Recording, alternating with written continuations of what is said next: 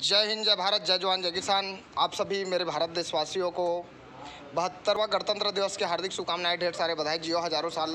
मैं हमेशा कामना करूंगा कि आप लोग बहुत खुशी उमंग के साथ आप लोग भी 2021 का गणतंत्र दिवस, 72वां गणतंत्र दिवस, रिपब्लिक डे आप मनाए होंगे।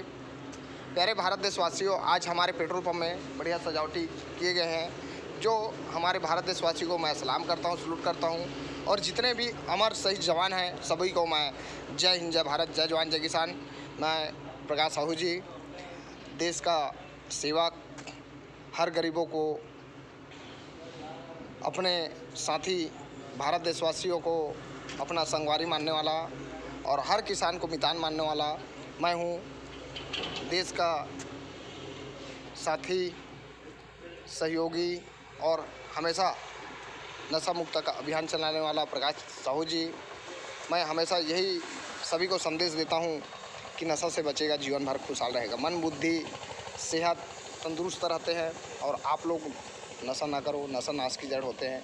यही मैं कामना करूँगा कि आप हमेशा मंगलमयी जीवन व्यतीत करते रहेंगे और हमारे भारत देश के प्रति अच्छा विचार करते रहेंगे, हमारे भारत देश को एक नंबर ले जाने में सहायता प्रदान करेंगे। और आप लोग हंसते रहो, मुस्कुराते रहो और जय भारत माता का गुण गाते रहो। जय हिंद, जय भारत, जय छत्तीसगढ़, जय जवान, जय किसान। वंदे मातरम।